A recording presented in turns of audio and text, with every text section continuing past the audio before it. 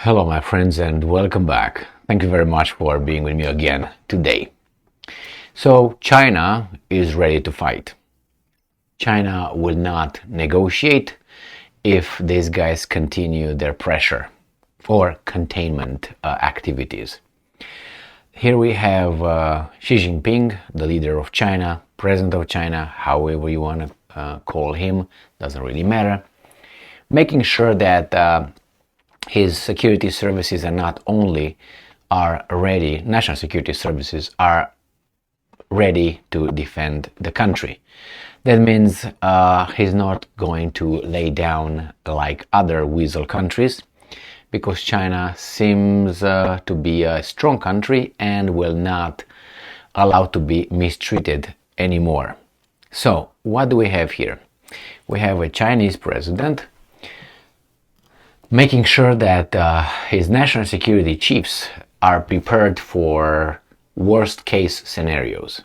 So according to CNN, Xi Jinping tells China's national security chiefs to prepare for worst case scenario. So if you guys continue, these guys are ready.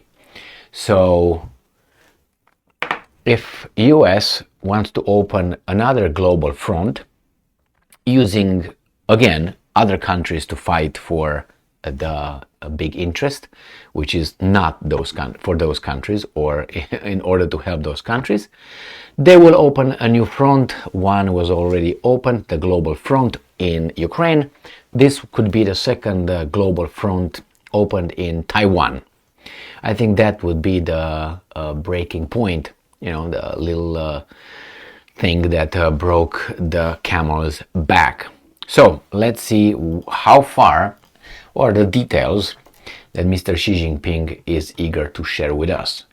Chinese leader Xi Jinping has called on his top national security officials to think about, and I'm quoting, worst case scenarios and prepare for stormy seas. Isn't Taiwan an island? Yeah. As the ruling Communist Party hardens efforts to counter any perceived internal and external threats. It's just perceived. And I'm quoting, the complexity and difficulty of the national security issues we now face have increased significantly, end quote. Xi said Tuesday at a meeting of the party's National Security Commission, state news agency Xinhua reported. And I'm quoting again, we must adhere to bottom line thinking and worst case scenario thinking and get ready to undergo the major tests of high winds and rough waves and even perilous storm seas. He added. So he's ready. He's getting ready. If you guys push, he's going to hit back. And worst case scenario, that's what he said, high winds, rough waves.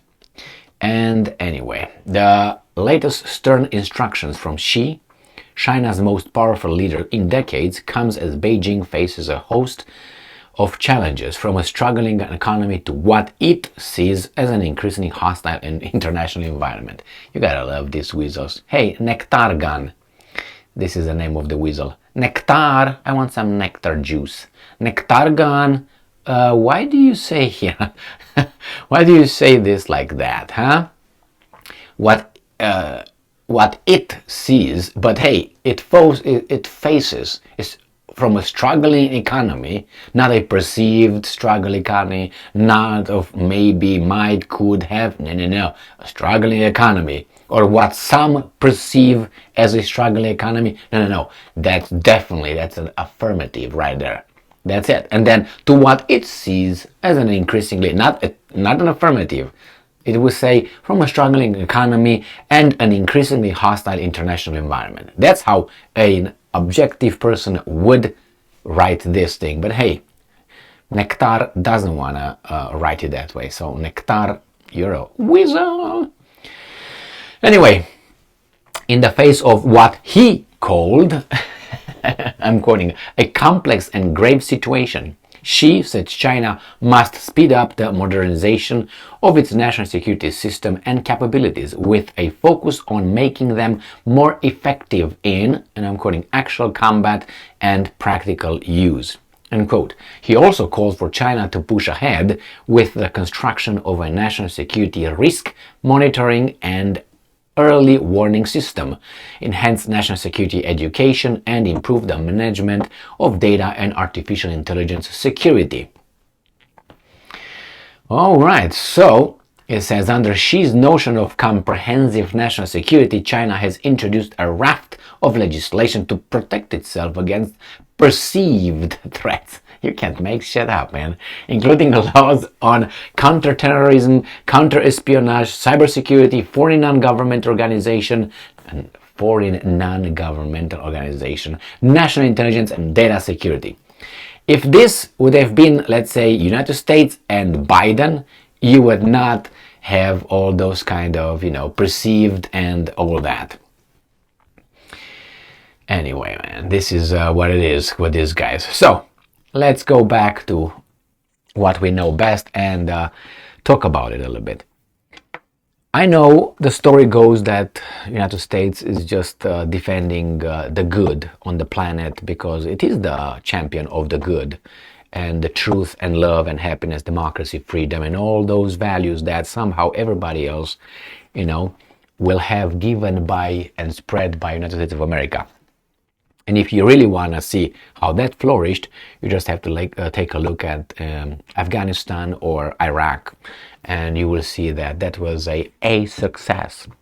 So, and the way it was brought that upon the Iraqis is also a success, I guess. So these guys are going to open a second front using others to fight their war.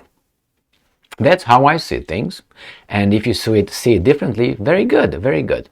But look around a little bit and take the hottest spots on this planet where hot war can, happen in every moment. And you're going to find the same common denominator. It's one country. Not two, one. So it's like you see me at that crime scene as a suspect. That crime, like 5. But nobody else is a suspect at all 5. Over there is only another one, Gigi. Over there is Mikey. Over there is Tom. And there is, I don't know, I ran out of names. Steve. And I don't know, Alex. All these guys are over there, but everywhere you find me. Don't you think that maybe I have something in that? It's 100% coincidental. And that's an impossibility if it's not organized. I mean, think about it. United States is active in, let's say, Ukraine. I mean, has its tail in 19, Jesus Christ, Emil. In 19, yes, as well, 1990 and 1989, in Romania at least. In 2013, 2014, in Ukraine, had its tail over there. And then there's the war in Ukraine. Who is behind and pushes everybody? United States. Hey, by the way, who blew those pipelines? We don't know. We don't know. And then you go to what? Let's go to Iran, the Middle East. Iran. Who's there? Israel and whom else? United States. All right? Let's take Syria. Who's there? United States. All right? Let's go to what was... how do you call it? But I'm not going to go there. I'm not going to go to Libya because Libya, it's already dead in the water floating downstream. So it's already dead. We're not going to go to that one. But we can go, for instance, to Taiwan. In Taiwan, who's over there? United States. All right, North Korea, who's over there? United States. Japan, who's over there? United States. I don't know, maybe you can bring some others. I'm not talking about Tutsi, Tsuku, Pankaluku. It was that little thing right here. What was that in by the Red Sea? What happened over there with those two generals that all of a sudden did not get along?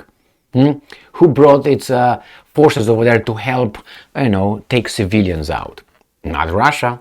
It doesn't have a lot, I'm guessing. But it was only one country who really went over there with his ships in case things, You see, you find this thing all over the place. And unless that thing, which is in this case United States, doesn't identify itself with the good or the good, as Plato said in his Republic, then I don't know what to tell you. I mean, unless you say, well, because I fight for the truth, I'm the champion, I'm the, let's go, charge, then obviously you're going to get, and you find the United States everywhere, because it fights for the people in need, the poor ones, or the ones that are the victims. It's not creating victims, no. It's helping the victims, you know what I mean? That's how the story goes. So here China, I think, knows this very well, and unfortunately for these guys of the good, and I'm talking about the government and the interest behind military industrial complex, banking system, and other campaign, how do you call those guys? Donations? Yeah. Or special interests, they're called this way too. They're very aware of that. It's just that China is strong militarily, and how strong can be pushed around, like let's say Romania or Iraq or Libya or things like this, small countries. It has a strong economy, it has a culture, civilization like this big, and it's not gonna lay down and cry and be by these guys. It seems like so far for the worst case scenario. What is that? Destruction. Thank you very much for being with me again today. Stay strong, stay smart, look for the truth, and be just.